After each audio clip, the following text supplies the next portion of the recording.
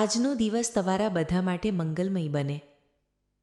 એકાદશી વ્રત રાખવાથી મનુષ્ય દ્વારા કરવામાં આવેલા પાપોનો નાશ થાય છે, સુખ અને સમૃદ્ધિ વધે છે, રોગ, ભય અને સંતાપ દૂર થાય છે અને મનુષ્ય આ લોકમાં સુખ ભોગવીને મૃત્યુ પછી વિષ્ણુલોક પ્રાપ્ત કરે છે।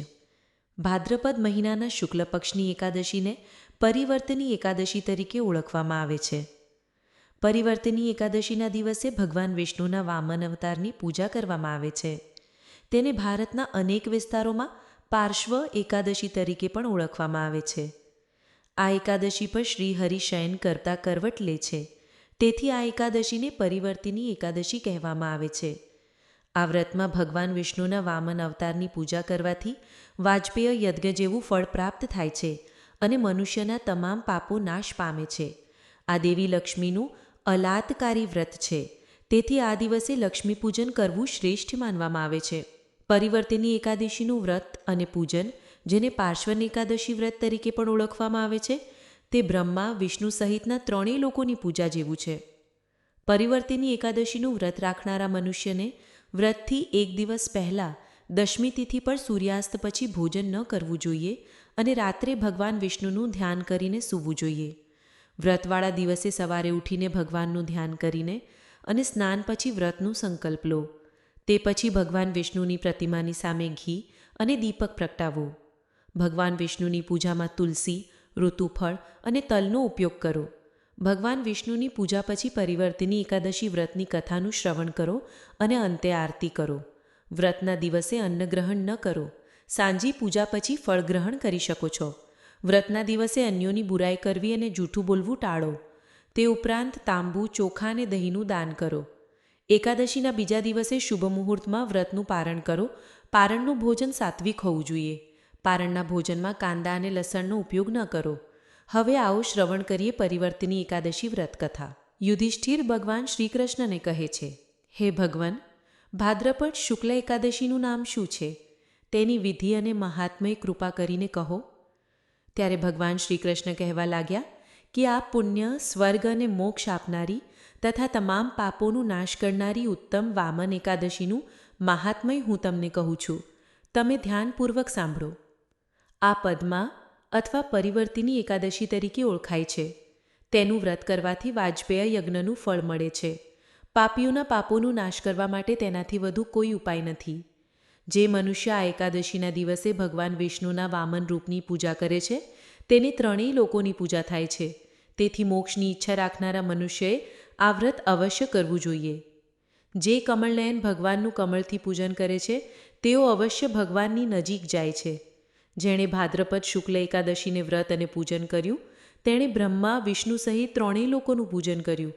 તેથી પરિવર્તિની એકાદશીનું વ્રત અવશ્ય કરવું જોઈએ। આ દિવસે ભગવાન કરવટ લે છે, તેથી તેને પરિવર્તિની એકાદશી પણ કહેવામાં આવે છે। ભગવાનના વચન સાંભળીને યુધિષ્ઠિરે કહ્યું કે હે ભગવાન, મને અત્યંત સંદેહ થાય છે કે તમે કેવી રીતે સૂઈને કરવટ લો છો અને કેવી રીતે રાજા બલિને બાંધ્યો અને વામન રૂપ ધારણ કરીને કઈ કઈ લીલાઓ કરી। ચતુર્માસના વ્રતની વિધિ શું છે અને તમારા શયન કરવા પર મનુષ્યનો કર્તવ્ય શું છે? તો તમે મને વિસ્તારથી કહો। શ્રી કૃષ્ણ ભગવાન કહેવા લાગ્યા કે હે રાજન, હવે તમે તમામ પાપોને નાશ કરનારી આ કથાનું શ્રવણ કરો। ત્રેતાયુગમાં બલિ નામનો એક દૈત્ય હતો। તે મારો પરમ ભક્ત હતો। વિવિધ પ્રકારના વેદ સૂક્તોથી મારું પૂજન કરતો હતો અને નિત્ય બ્રાહ્મણોનું પૂજન તથા યજ્ઞનું આયોજન કરતો હતો। પરંતુ ઇન્દ્ર સાથે દ્વેષને કારણે તેણે ઇન્દ્રલોક તથા તમામ દેવતાઓને જીતી લીધા। આ કારણે તમામ દેવતાઓ એકત્ર થઈને વિચાર કરીને ભગવાન પાસે ગયા।